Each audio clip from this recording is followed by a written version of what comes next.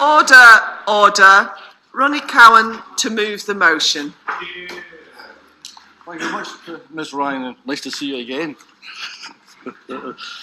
Let me start with a few undisputed facts. Drug deaths due to overdose are increasing year on year in the United Kingdom.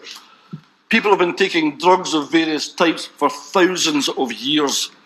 In the last 100 years or so, we've run a campaign to criminalise, persecute people that take certain categories of drugs.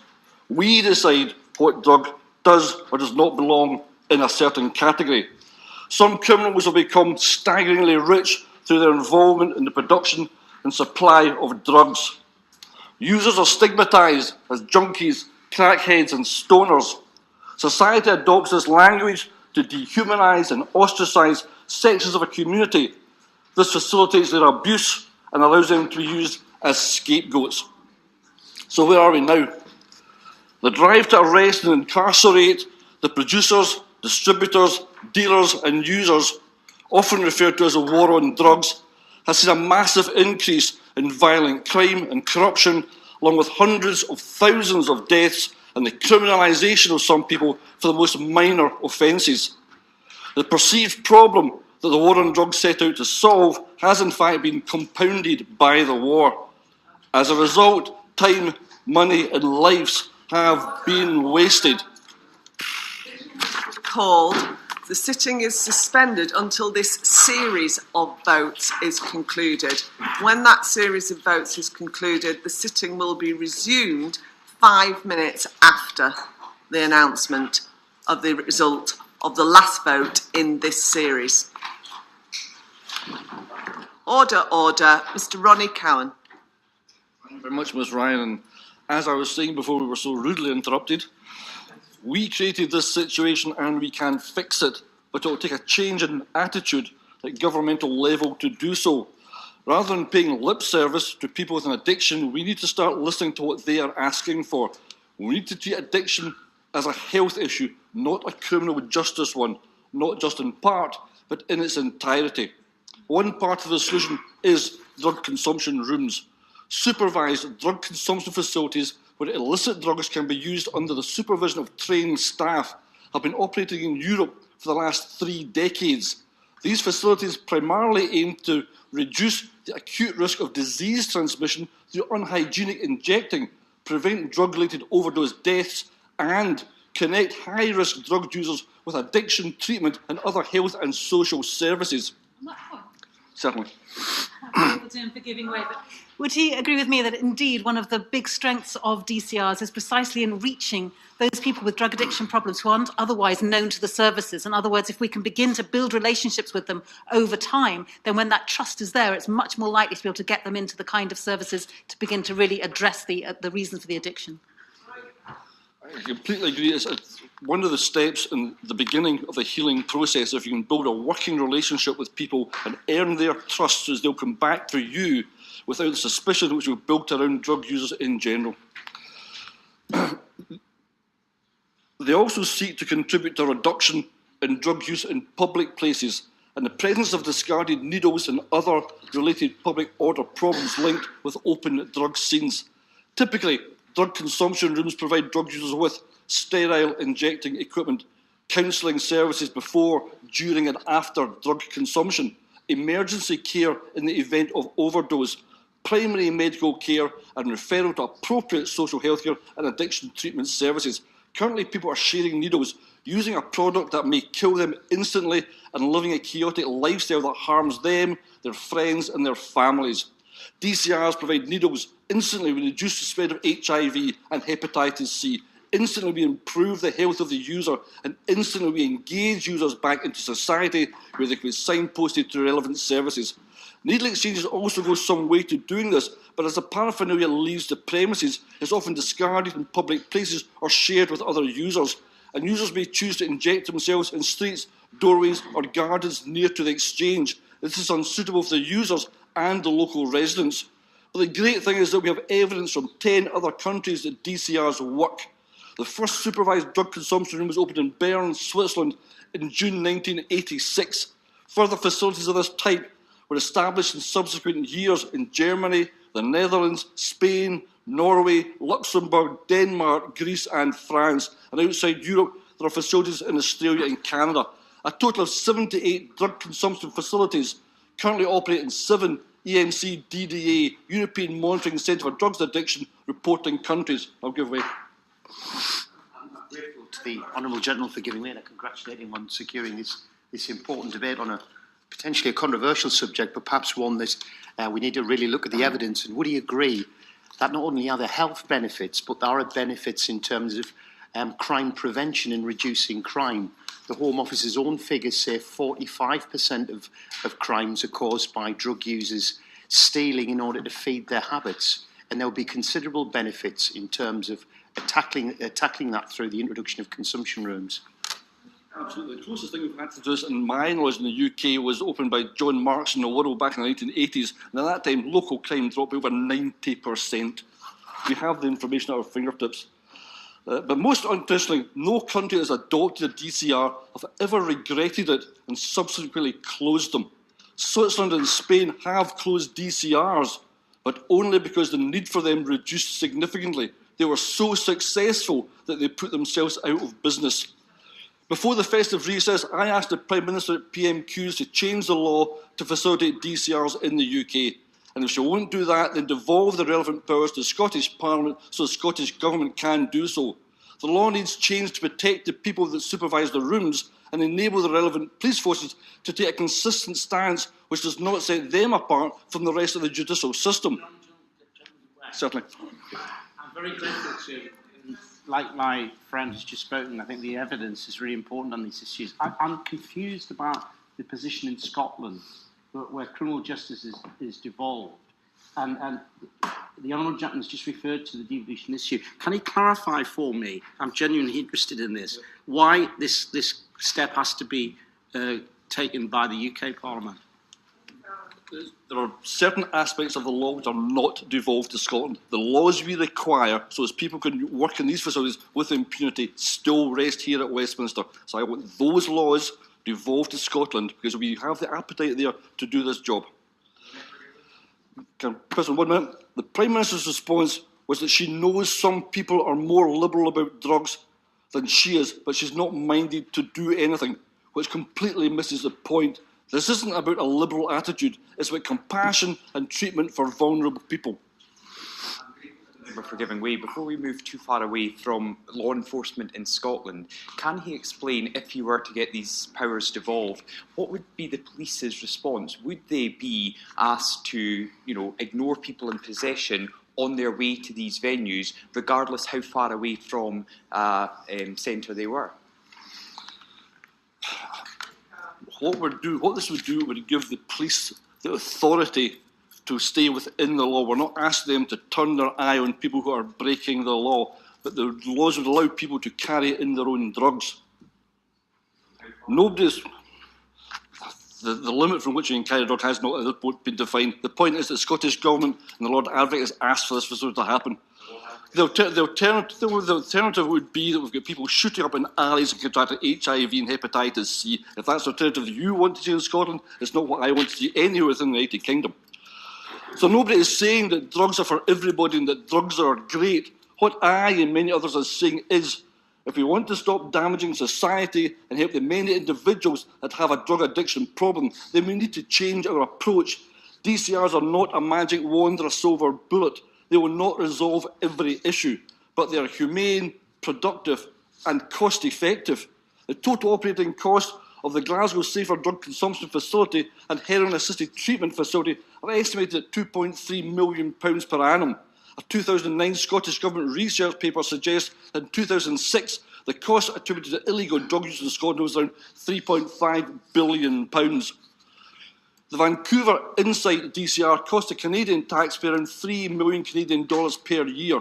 The facility claims that for every dollar spent, 4 are saved as they're preventing expensive medical treatments for addicts further down the line. This is a figure recognised in many other countries.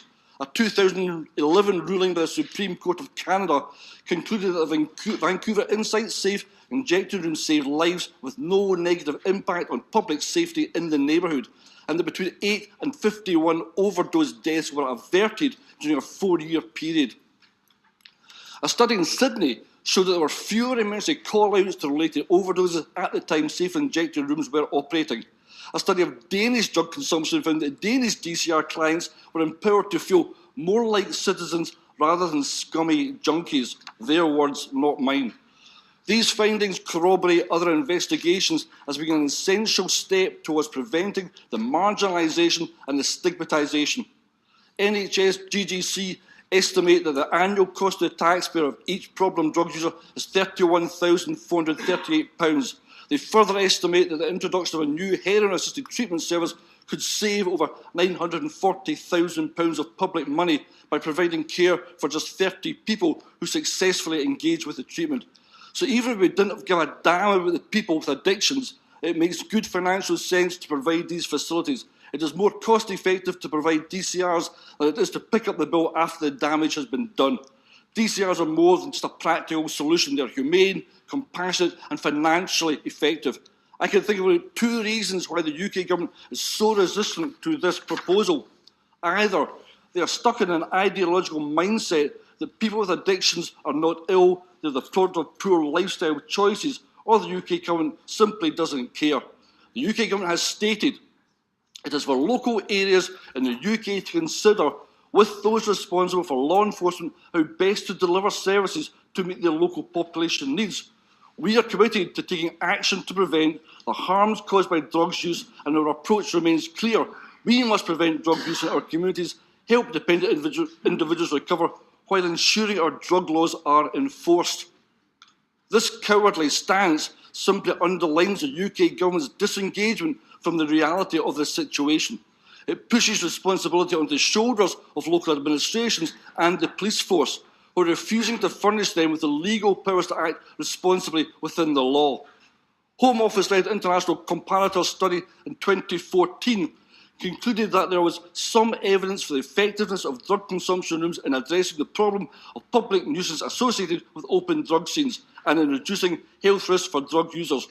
The EMC DDA, European Monitoring Centre for Drugs and Drug Addiction, considers that on the basis of available evidence, DCRs can be an effective local harm reduction measure in places where there is demonstrable need. But despite that evidence that financially DCRs are viable, the United Kingdom's government has chosen to ignore the evidence. Can the Minister please tell me why? And in conclusion, I shall once again ask, will the UK government look at the growing body of evidence and change the law to allow DCRs to be opened in the UK without fear of prosecution, or will the UK government devolve the relevant powers to Scotland to allow the SNP government to pursue ambitious and innovative new methods to tackle the public health issues of unsafe drug consumption?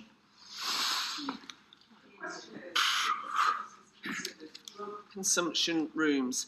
Douglas Ross. Thank you very much, Mrs Ryan. It's a pleasure to serve under your chairmanship, and can I also thank you for your understanding that I'm unable to stay until the end of the debate, but was still able to be called. Could I congratulate the honourable member for Inverclyde for securing this debate, but say from the outset that I'm against the introduction of these facilities. The problem with support for drug consumption rooms is that it's based on a faulty assumption that the issue with Class A drugs is the circumstances in which they are consumed. It is true that many users of Class A drugs are killed, injured or exposed to infection by particularly unsafe means of consumption, such as, for instance, dirty needles. However, the answer is not to create state-sanctioned drug consumption rooms. The answer is to address the real issue, which is the consumption itself. Our efforts must be focused on getting people off these drugs. Diversions like drug control rooms only serve to distract from the purpose or even make matters worse. And I will give way. Thank my honourable member giving way, and want to congratulate the honourable member for bringing the debate today, which I would have done had I had the chance to intervene on him earlier. But my honourable friend makes the point about helping people to get off of drugs. Well, surely the first step is engaging with those people with medical services, and actually the purpose of these rooms is actually to do exactly that and help people to engage in a safe way, and that could be the first step to getting them off of drugs.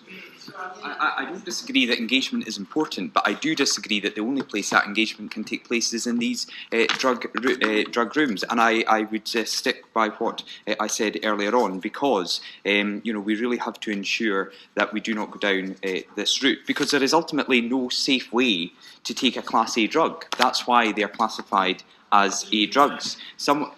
In a moment, someone may use a drug consumption room once. They may even use it regularly, but there is no guarantee they will use it all the time. Because as long as someone is addicted to these drugs, you cannot keep them safe. You certainly can't set them on a course towards recovery and the drug-free life that every human being deserves. I think we're short of time, so I do want to keep going. Drug consumption rooms could even make things worse. Some drugs, such as heroin, work in a way that many people build up a tolerance to them. So in order to get the same high to satisfy their addiction, they end up having to take more and more of the drug. So we could be faced with the prospect of the state building a facility to passively watch over someone sinking deeper and deeper into addiction that, with each hit, becomes more and more likely to kill them. Instead of building drug consumption rooms and trying in vain to make addiction of these drugs safer, we should be redoubling our efforts towards helping people overcome their addictions altogether. And when it comes down to it, the only safe approach and the only thing we should be encouraging is detox and abstinence. That also has the added benefit of being less regionally biased. I, for one, can't exactly foresee many drug addicts in Murray, where I represent, making use of a drug consumption room in Glasgow. But drug addiction is not limited to the large cities or the communities close to them. It's an issue that affects all parts of the country, including small and relatively remote rural communities like my own. There may be fewer addicts in Murray than in other parts of Scotland, but they deserve the same level of support. This issue should not be reduced to a postcode lottery. I will give way. This is an issue where members of this House and members of the public have strong feelings. So I think it's important we consider the evidence and the arguments. But just in relation to shooting galleries, I'm not familiar with the position in Murray, but what I do understand is that shooting galleries exist. And to say that you're against drug consumption rooms, what's happening in my constituency is they're located in private dwellings with drug addicts using dirty needles and tainted drugs of unknown quality and strength. So why would the honourable member believe that dangerous private shooting galleries are preferable to drug consumption rooms? Remarks by saying we must make our decisions based on evidence. So the evidence from Professor Neil McKegney, founder of the Centre for Drug Misuse Research, said, we surveyed over 1,000 drug addicts in Scotland and we asked them what they wanted to get from treatment. Less than 5% said they wanted help to inject more safely, and the overwhelming majority said they wanted help to become drugs-free. So that's the evidence I'm looking at. Now, I also just want to explain further what I was saying about how this impacts more rural areas. The opioid epidemic in the United States has shown us just how drug addiction crises can become dispersed, largely rural phenomenon, rather than something that is confined to parts of cities within reasonable distance of a drug consumption room. There are, of course, other issues. Take policing, and this is an issue close to my heart, given my wife is a police officer. Obviously, we could not have police standing outside a drug consumption room ready to arrest anyone who walks in for possession. But then where do we draw the line? Do we have an exclusion zone where the police don't arrest for possession? What about if someone's further away, as I was trying to say to the Honourable Member for Inverclyde, but still claims to be en route to the consumption room? Do you prosecute them? Could it even be used as a valid legal defence if, after all, the government is the one actively setting up these places where drug possession and consumption is condoned? It sets us on the road to a sort of selective decriminalisation. I know the Honourable Member for Glasgow Central and the SNP want powers over drugs, including the Misuse of Drugs Act 1971, to be devolved to the Scottish Parliament. But I believe the UK Government is correct to expect the police to enforce the law, and I don't support this matter. What we all want is to help drug addicts. What we want is to bring addiction levels down, reduce the number of deaths and injuries, and cut the crime rate. But drug consumption rooms are not the best way to do this. The best and right thing to do is to enforce the law and focus on getting people off drugs altogether. Thank you. Thank you very much. One of the clearest failings in public policy has been the war on drugs. Treating addiction and addicts as criminals has clearly failed. It doesn't work. It has led to 3,744 deaths last year alone. And if people think more enforcement will work, I'm afraid they are sadly deceived. The evidence around the world shows time and time again that DCRs are a way to help people stop taking drugs. DCRs are places where people can engage safely. Let's, for example, take Sydney. In 1999, the King's Cross area of Sydney was known particularly for its large overdoses and deaths.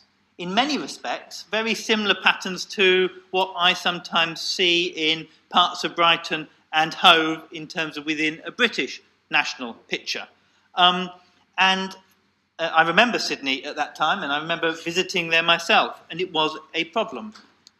Drug consumption rooms were trialled, and after 10 years, an independent report was commissioned by KPMG. What did they find?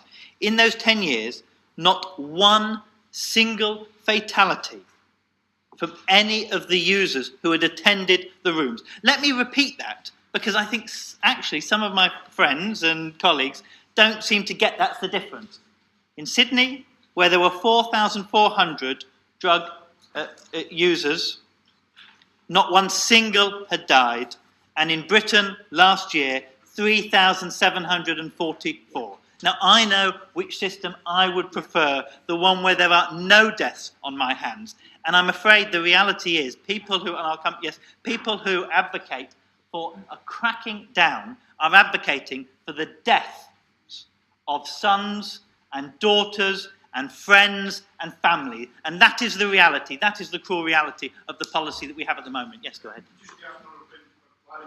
The introduction of DCRs in Sydney, are you saying there was no drug deaths whatsoever as a result of the introduction, or was there no drug deaths related to users of the particular rooms? No, the KPMG study found that there were no drug deaths of people who had used and engaged in the rooms. Now, I'm not going to come back, but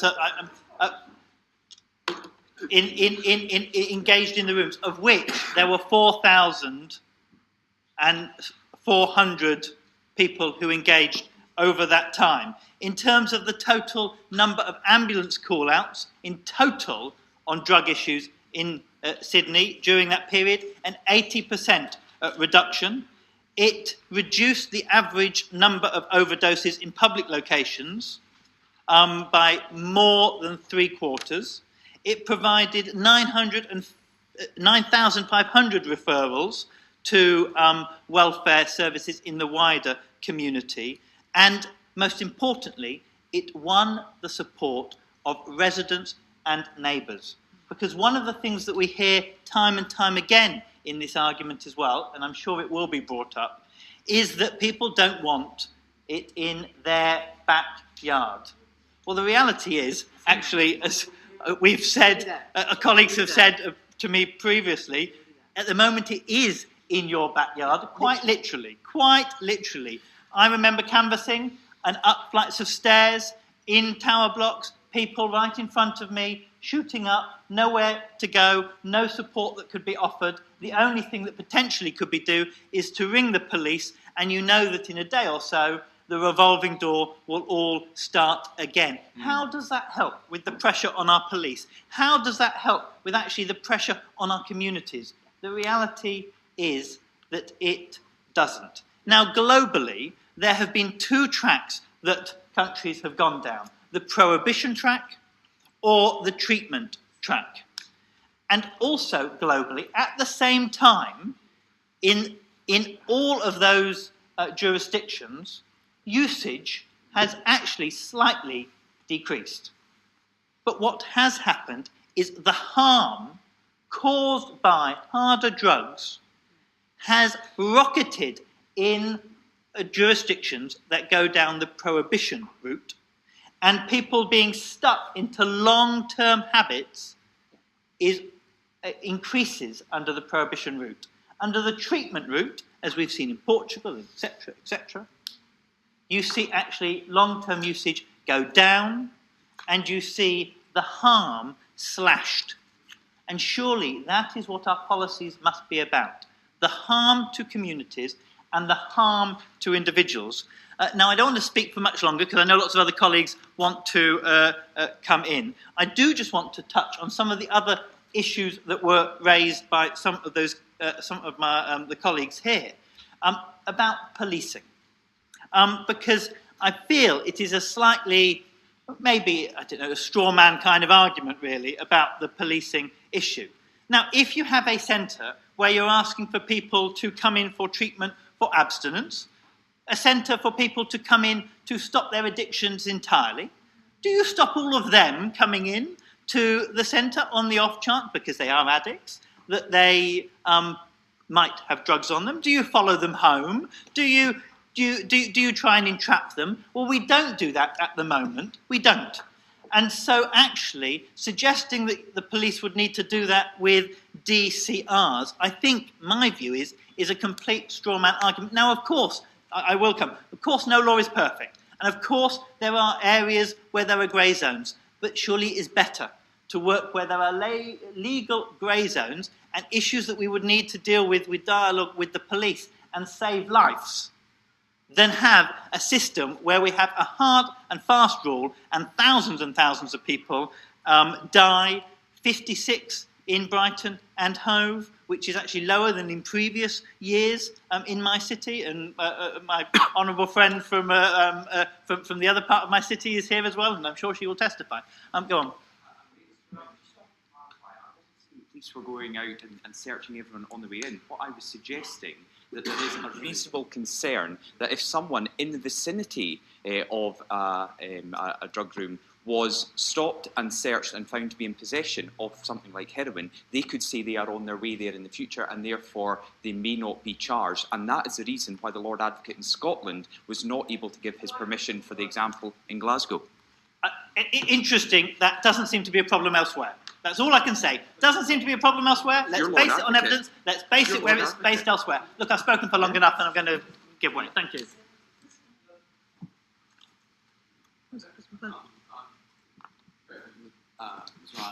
Just want to make sure that you weren't taking an intervention from your colleague next to you, but I'm very grateful to be called, and I'm delighted to follow the Honourable Member for Inverclyde and congratulate him on securing this debate and recognise that we have a shared interest in the work that we jointly do as officers of the Drug Policy Reform All-Party Group. And I largely agree with his analysis, and he will be unsurprised to hear. My honourable friend from Murray might be a little more surprised about that, but I congratulate him on his speech and taking part in this debate and representing a view that is indeed in the Parliament would appear to represent the current view of the majority, and it's an example of the challenge one faces if one is to get consideration of this issue into the era of evidence and to get it addressed around the issue of public health. And my honourable and learned friend, who is speaking for the government here, is entirely typical that as a Minister of the Interior or Home Department of nearly all the nations of the world where drugs policy sits. And that is frankly wrong. It ought to be sitting where it is in health. It is a very serious health issue that we're dealing with here. And much as it would be very nice if the efforts of the world to deliver detox and abstinence was a realistic objective, which is the one elucidated by my honourable friend for Murray. Well, the world has been trying to do this now collectively for very nearly 60 years, and the position continues to get worse and worse and worse. The criminal justice consequences, and this is where I come from my experience, having served as Minister for Prisons and Probation and Criminal Justice for 2.5 years. The criminal justice consequences of this policy are utterly appalling. And that is just in the United Kingdom. Half of acquisitive crime is driven by addiction. And if we can't do anything around addiction, we should be not remotely surprised that, that the cost to our country of the criminal justice impacts of this is the order of £13.5 billion, I think was the figure given in the government's latest drug strategy. And in coming to this issue, from a criminal justice perspective, my view was that I would have traded the massive savings you make around criminal justice if you can get this issue out of the criminal justice and then into being addressed on those of public health. And what has, as I have got into this issue and understood it better, actually is that these two things go hand in hand, and you will get a significant public health advantage by being more transparent and more open about your treatment of addiction. And even if one is not going to be prepared to go outside the global convention and the global policy about the war on drugs and go as far as Portugal has gone, simply around decriminalisation of the low-level users, you see a massive improvement in your public health outcomes. I'm happy to. I thank my honourable friend for giving way, and he's making a characteristically constructive and well-informed speech about the matter which he knows well. Would he agree with me that one of the problems is that the current approach, by punishing people who, through addiction, are effectively medically unwell, at least that's the way that I would see that as a doctor, we're actually worsening the ability to engage with them effectively in healthcare terms, and we're actually worsening the spiral of addiction in terms of debt and the criminal justice consequences, and that needs to change. I wholly agree with my honourable friend, and with his medical background. Again, he speaks with authority on this. And drug consumption rooms, plainly, on the basis of the evidence around the world, ought to be part of our attempt to treat those people who find themselves in the wretched position of being addicted to the most difficult and dangerous drugs. And it's simply the evidence. If no one has died globally in a properly overseen drug consumption room, and yet in our country in 2016, out of the 1,707 people died as a result of illicit heroin use. And if you look at the extraordinarily stark contrast in the figures between Portugal and Scotland, those figures alone ought to be considering all of us to think very carefully about what the implications of our current policy are. I hope, however, the honourable member will agree, while no one has died within a drug consumption room, that doesn't mean anyone who has ever used a drug consumption room has not died as a result of drug taking. Because as I said in my speech, we can't get everyone to go every time. Some go once, some go every now and then, but we cannot enforce them to go every time. Of course my honourable friend's right, but I'm not entirely sure what the merits of his point are. What we, well, it doesn't solve the problem. Well, it has, when he, honourable friend from a seminary position, it doesn't solve the problem. The truth is, we are never going to solve the problem. Humanity has been using drugs in one form or another for thousands of years. My honourable friend almost certainly uses a drug unless he's a teetotaler. Then he's frankly in quite a rare position. The vast majority of certainly of members of this House use a drug perfectly legally, and the drug is called alcohol. It happens to be the drug that the Advisory Committee on the Misuse of Drugs said is probably the most dangerous drug in use in the United Kingdom in terms of its impact.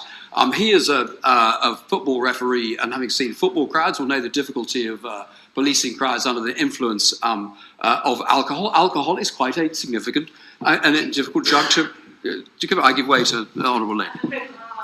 For giving way, I mean, he mentioned the Advisory Council for the Misuse of Drugs, and of course that body has itself recommended that this is a policy, DCRs is a policy that we should pursue. But would my honourable friend agree that not only is it the case that DCRs haven't been a venue where people have died, it's also the case that they have been one of the most effective interventions at getting people away from addiction. DCRs are not being complacent about addiction, they're being realistic.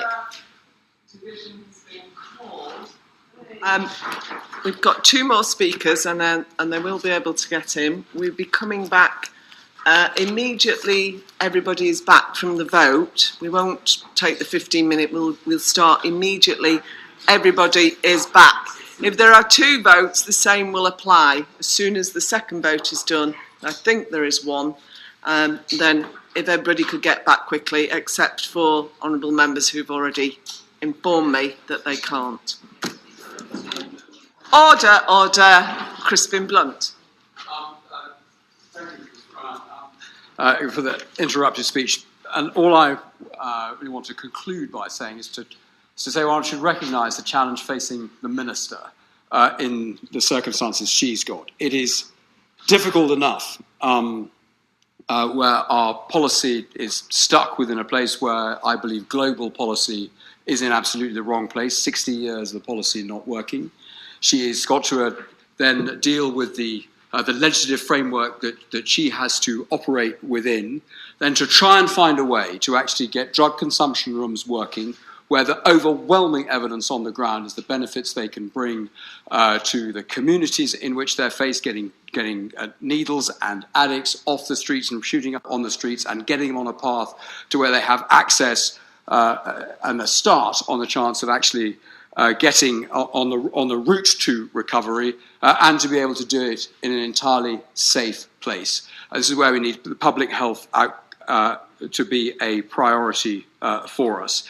And recognising those difficulties, all I would ask of the Minister is that she learns, as I am learning about this issue as I engage with it, that she remains and the government remains open to all the evidence that is coming in from all around the world, all the different examples. And on drug consumption rooms, I would very gently suggest that the evidence from around the world is utterly overwhelming about their merits.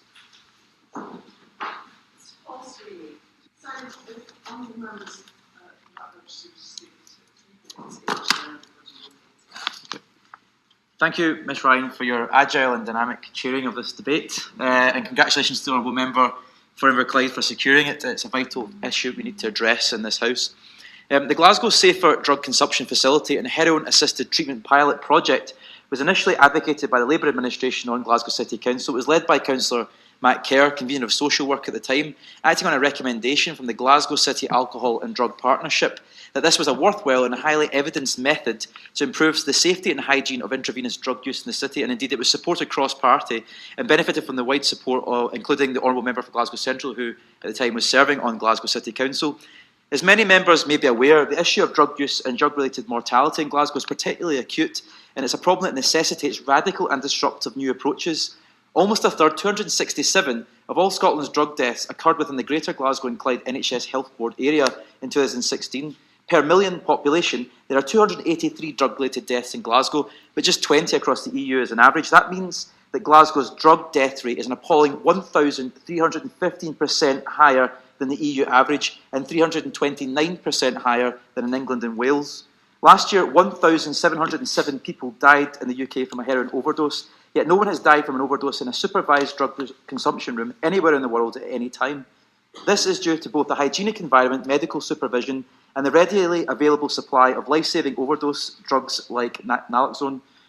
According to the most recent estimates, around 13,600 people aged 15 to 64 in the Glasgow City Council area are problematic drug users. This represents 3% of the population, the highest prevalence rate out of all local authorities in Scotland, and significantly higher than the Scottish average of 1.75%. In my constituency of Glasgow North East, there are particularly high levels of drug use in Postle Park and Springburn, two of the most economically deprived areas of the constituency, following 8 long years of brutal austerity, which only serves to drive up levels of despair and alienation in these communities, which is one of the main reasons why people fall into the pernicious trap of hard drug addiction. These areas have also been plagued by the brutal organised crime war between rival factions seeking to control the supply of drugs in the city. Drug consumption rooms offer hope in this otherwise bleak landscape of despair. They are used as an effective public health measure in the Netherlands, Germany, Denmark, Spain, Norway, France, Luxembourg, Switzerland, Canada and Australia, with 90 facilities currently operating in 61 cities. It is clear that drug consumption rooms are a worthwhile and practical measure to introduce to Glasgow. They benefit society, for example, by reducing drug-related litter and needle stick injuries, reducing the spread of disease and making our streets safer, as well as having significant health benefits for those who use drugs. Drugs consumption rooms significantly reduce fatal overdoses and needle sharing that can lead to infections, including HIV and hepatitis, by providing people with sterile equipment. They've also been shown to increase the number of people entering treatment programmes. Use of a safe space provides the opportunity to start engaging people, to build up trusting relationships with appropriate professionals, which supports them to take those first steps to dealing with their addictions. The benefits of DCRs have already been demonstrated elsewhere, yet attempts to set up the UK's first DCR has been blocked. This is despite the idea being supported by the British Medical Association. This decision is typical of a government that takes little heed of scientific evidence of what works and what saves lives.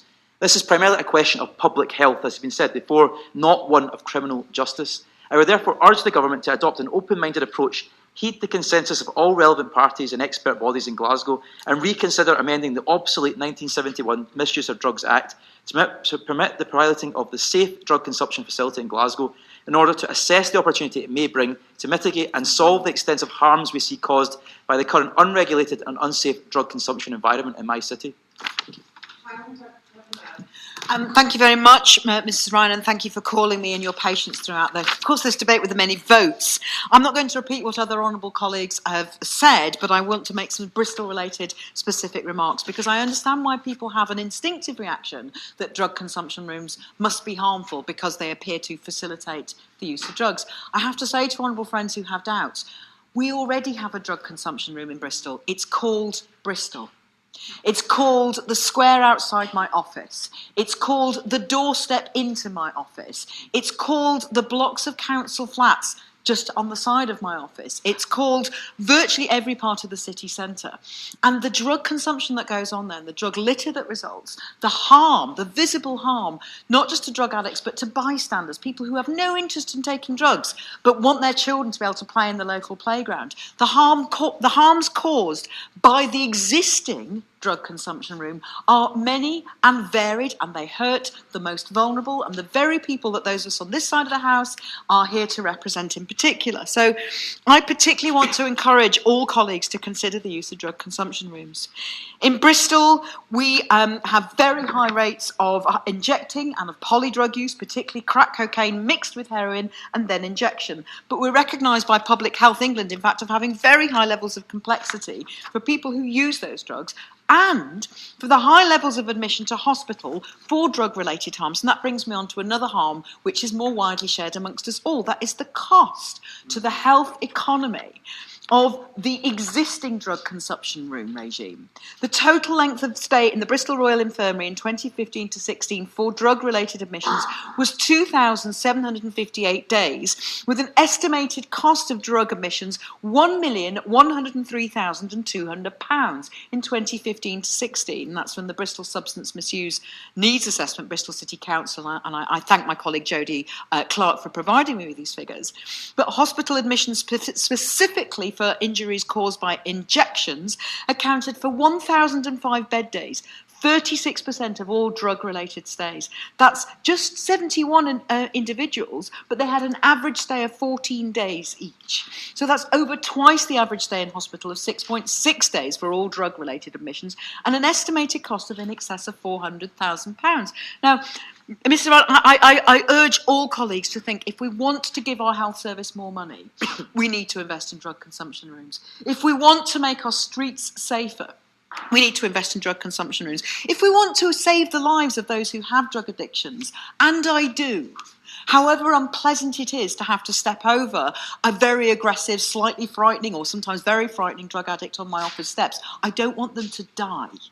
I want their lives to be saved, and I want the people who live in the blocks of flats near my office to be able to send their children out to play. And for all of those reasons, I argue that because nobody has ever died in a drug consumption room that was officially sanctioned and clinically run, I urge everyone to consider the drug consumption rooms we have at the moment and to support this. Thank you very much, Ms Ryan. I'm very grateful to the honourable member for securing this important debate. In Glasgow city centre, Ms Ryan, there are around 500 people there or thereabouts injecting drugs on a regular basis. If you come to Glasgow, you probably won't see it, but for many of my constituents, this is a huge issue. Before I was first elected in 2007, the issue of discarded needles was pointed out by a resident, pointing me to a bin in a children's play park. I have an enduring horror, Ms Ryan, that eventually, sooner or later, a child will get pricked by a contaminated needle. It's a daily hazard for our council cleansing staff, and no one should have to live with that risk. The issue has never gone away in that time, it's simply moved around. And indeed, a constituent earlier on tonight, Andy Ray, told me he came back home to find 2 contaminated needles on his doorstep. As the member for Bristol West said, the problem is already there. It is on my office doorstep too. A constituent wrote to me over the weekend to say that in the 18 months that she's lived in her property, there have been countless times that I've seen people injecting drugs in the bin area, doorways and car park. They leave behind their needles, bloody wipes, spoons and bottles all over the area, strewn all over the ground, grass and hedges, as well as urine, vomit and blood on the ground. This is a nice, quiet residential area, home to people both young and old, families with children, students, people taking their dogs out. It's also in very close proximity to a children's play park directly across the road. And another constituent I spoke to on Monday told me of witnessing prostitution in bin shelters, of groups of people taking drugs under the stairs. I regularly walk around this part of my constituency, Ms Ryan, reporting needles as I find them. And after my surgery on Friday, amongst the usual places, I saw a young woman injecting herself behind a derelict building. There is no dignity for that woman, there's only desperation. This is the reality of life for intravenous drug users in Glasgow and the impact of their behaviour on residents. It is deeply damaging for everyone involved. Each of those people injecting drugs is someone's child, is loved by somebody, and we owe it to them to find a better way. There has been no means of dealing with this situation, and it's imperative that we do something different. Glasgow Health and Social Care Partnership concluded that the only way to deal with public injecting is to provide a safe, managed space for people to inject. In this way, we can also respond to the concerns of residents and businesses and meet the needs of a very vulnerable and marginalised population who do not engage in services. The Health and Social Care Partnership have a clear, well thought through proposal for a drug consumption room, and I would commend to the Minister, if she has not already read it, to take note of the report, Keep Taking Away the Chaos. Look at the evidence that they've gathered. I would like to pay particular tribute to Sakit Priyadashi for his work on this and to the commitment of Suzanne Miller from the Glasgow City Council and folk like Kirsten Horsburgh from the Scottish Drugs Forum for their advocacy of this important project. The Health and Social Care Partnership have done significant work to establish needs, protocols on how it would work, to listen to a range of health professionals as well as those who use drugs, and to find the means of funding it. It'd be more than just a room, but a service, a bespoke service staffed by health professionals with a wraparound service to help people reduce their drug use and stabilise their lives. There would be an opportunity for those not currently accessing health services to do so, and for people to get assistance to rebuild their lives. The proposed Glasgow model is all about engaging with drug users to promote treatment, rehabilitation and social integration, as well as providing harm reduction services. The Minister must recognise, she must, that there is a cost in not taking action and doing what we've already done. And this cost manifests itself in treating the latest HIV Hep C outbreak in Glasgow. It comes at the cost of emergency admissions to hospital. And the report mentions that over the last 5 years, there's been an average of 232 ambulance attendances in the city at suspected overdose just in Glasgow. There is a cost, as the member for Brighton Kempton mentioned, in doing this, and the Australian example will show how that cost can be saved. There is a risk to council staff, to housing association staff in clearing up needles, sometimes in their hundreds on sites, and as soon as they're cleared, those needles come back again and again and again. There's also the human cost, Ms Ryan. The cost of lives written off and wasted. And the member for Glasgow North East mentioned some of the figures. 867 drug deaths in Scotland in 2016 alone. We can't put a price on that, Ms Ryan. But for every family lost to addiction, every person lost to addiction, a family is bereft. Anyone's child, families for safer drug control support, drug consumption rooms. And I've listened carefully myself to people who have lost family members, and they were clear that drug consumption rooms would be a positive intervention, that at the very least their loved one would not risk dying alone in a filthy lane. Instead, they would be in a place of safety supervised by medical professionals, and as has been mentioned, there's not been one single death in a drug consumption room anywhere. The difficulty we have in Glasgow is that this project cannot go ahead without the permission of the UK government, unlike in Ireland, where the Anna Liffey project and then Minister, now Senator Reardon, made a change to the law to allow it. The Lord Advocate can't pursue this, and an exemption from the Home Office has been refused. I have a letter signed cross-party from the majority of MPs in Scotland, cross-party, Miss Ryan, requesting leave for this pilot to go ahead. If it doesn't work, fine, but at least try. The status quo is not acceptable. I invite the Minister to come to Glasgow, to come to my constituency and see how people are living. See if she would like to put up with my constituents put up with every single day. See if she would find it acceptable for somebody she cared about to drop their trousers and inject heroin in their groin in a manky back court, surrounded by excrement and contaminated needles. I'd like to leave with a quote from the report from someone in recovery. The person says, "You need to think about it differently. That's where I think safe injecting routes and injecting heroin is. You take away the chaos, then you have a chance to work on the attitude." I want to congratulate the member for Inverclyde for securing this important debate, but I also want to thank all members, not just for their contribution, but for sticking with us on this very disturbed debate, and congratulate Mrs Ryan on steering the ship through to a safe end. On this side of the House, we make no secret of how disappointed we were by last year's drug strategy. We waited nearly 2 years for it and, quite frankly, expected something more radical, more substantial, and certainly something with more funding. There is no amount of gloss that can hide the significant problems with the government's approach to drugs since they took office in 2010. Ideological and plagued with irresponsible cuts. All of today's members have expressed the truly shocking scale of the problem. The UK now has the highest recorded level of mortality from drugs use since records began. There are record numbers of deaths from morphine, heroin, and record numbers of deaths from cocaine use. There are more deaths from overdoses than traffic accidents, and an ever-increasing incidence of HIV and hepatitis transmitted via unhygienic injecting. Drug consumption rooms have operated in Europe for 3 decades, most notably in countries that have had a great success in reducing drug deaths than we have. And even if this government is misguided, they won't look at evidence from other countries. I would have hoped that they would have taken the advice of their own advisory council on the misuse of drugs. In 2016, in response to these unprecedented drug deaths, they recommended that the government consider the introduction of drug consumption rooms. I believe the response was that, and I quote, "It is for local areas in the UK to consider with those responsible for law enforcement how best to deliver services to meet their local population needs."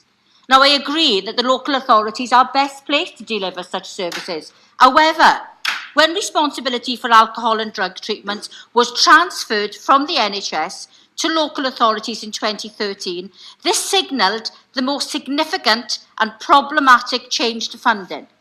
And whilst I'm not criticising our overstretched local authorities, the transfer of responsibility brought an end to ring-fence budget for drug treatment, resulting in reduction of services.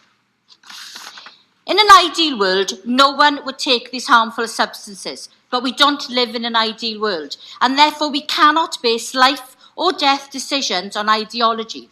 We have to go with what works. And if the evidence is clear that these drug consumption rooms prevent overdose deaths and the spread of disease, then we at least need to trial them. Glasgow was set to do this until they were blocked by the government.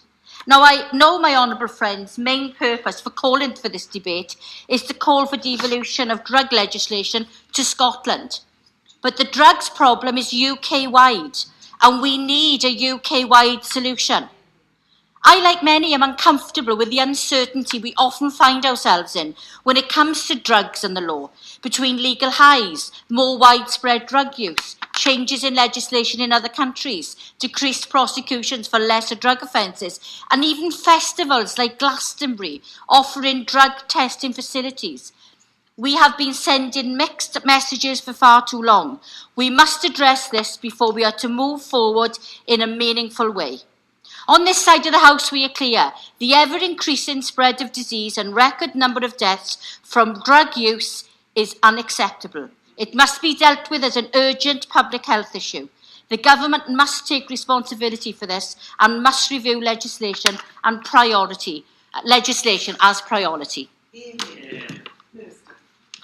Thank you, Madam Chairman. It's a pleasure to serve under your chairmanship, and I join others in congratulating you on your skillful navigation of the votes and timetabling. And I'm also grateful, actually, to the Honourable Lady opposite for giving me a little extra time to respond in what is a very complex debate. I thank the Honourable Member for Inverclyde for raising this debate and for his obvious passion and commitment to this topic. I'm going to start, if I can, from a position, I hope, of agreement. Nobody in this house, in this place, wants people to become addicted to heroin or crack cocaine or any of these drugs. Nobody wants that. And we are all grappling with the ways in which we can fight that drug battle, help addicts, ensure that young people aren't led on to the wrong paths by gangs and so on into taking drugs. We want to rid our country, if we possibly can, of these awful substances. But like every other country in the world, and as indeed my honourable friend said, it is incredibly difficult and nobody has yet got the answer. Just to be very clear from the start, I don't agree, the government doesn't agree with the honourable gentleman's suggestion. We have no intention of introducing drug consumption rooms, nor do we have any intention of devolving the United Kingdom policy on drug the classification and the way in which we deal with prohibited drugs to Scotland. It is drug barons do not respect geographical barriers or boundaries, and I dread to think what would happen if we devolved our UK-wide policy in the way he suggests, because that would then create an internal drug market within the UK, adding further to the pressures on law enforcement. And the honourable gentleman is looking a bit askance at me. He knows that my background, I used to prosecute criminals for a living. I prosecuted drug gangs. I prosecuted international drug gangs, so I know whereof I speak.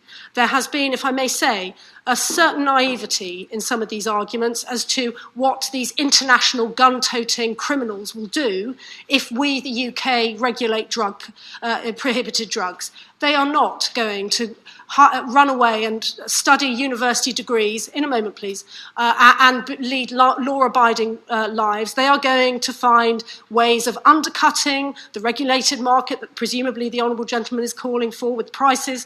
They will find ways of getting to their addicts. They will still continue their awful trade. It's just that under the honourable gentleman's model, as I understand it, it will be the taxpayer who's helping to pay for some of these drugs that we are against.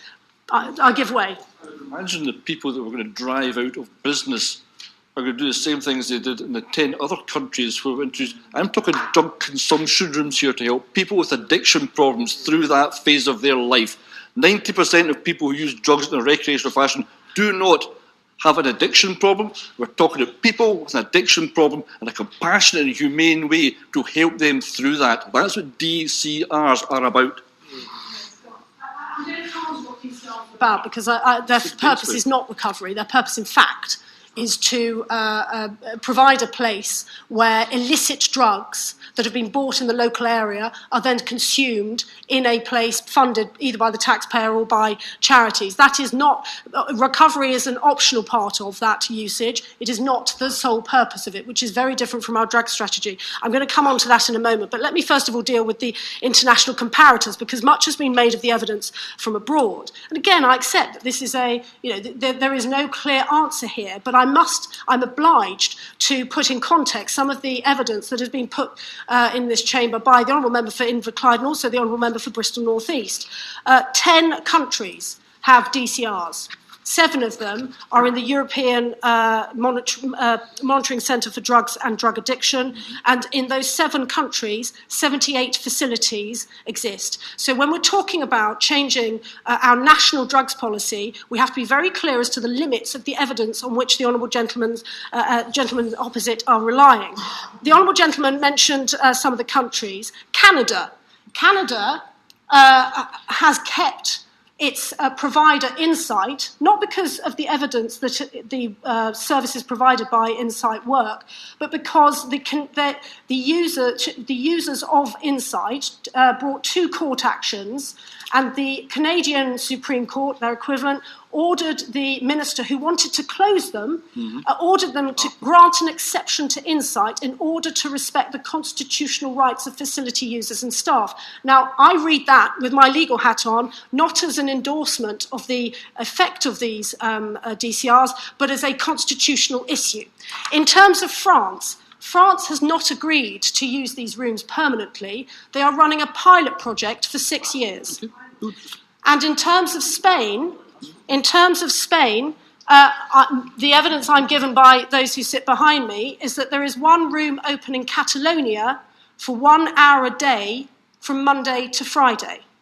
Now, when we hear that there have been no deaths in DCRs, and I accept that, we have to understand the context in which these rooms are operating. And if I may suggest, 1 hour a day from Monday to Friday does not support a great deal. You know, we're not talking about the majority of heroin users in that town in Catalonia. The honourable gentleman in Bristol North East talked about there being no deaths in Sydney, and I was grateful to my honourable friend for clarifying with him that when he talked about deaths, he was in fact just talking about deaths, there being no deaths in DCR, not that the introduction of these DCRs have stopped deaths from heroin in Sydney as a whole. We don't know, because nobody's done the research yet, on what happens to addicts when they leave DCRs. DCRs are not residential. Addicts are there for a number of hours. We do not know what happens when they leave those clinics, when they walk down the street. We do not know the impact. And also, as we've heard, they're not there every single day. This is not a regular form of treatment, which is precisely why we are looking at the, I'll turn now, if I may, to the drug strategy, because recovery is at the heart of the government's drug strategy. We have brought together health, education, all of the relevant departments to tackle drug addiction, look at tackling also the illicit trade in drugs and of the answers within the community, including with the police. But recovery is at the heart of this. And I'm sorry to hear of the experience in Scotland. Well, pleased is the wrong word, but... Oh. Thank you, Madam Chairman. One minute? No. No, sorry. Time is up. We need another debate. Backbench debate, thank you.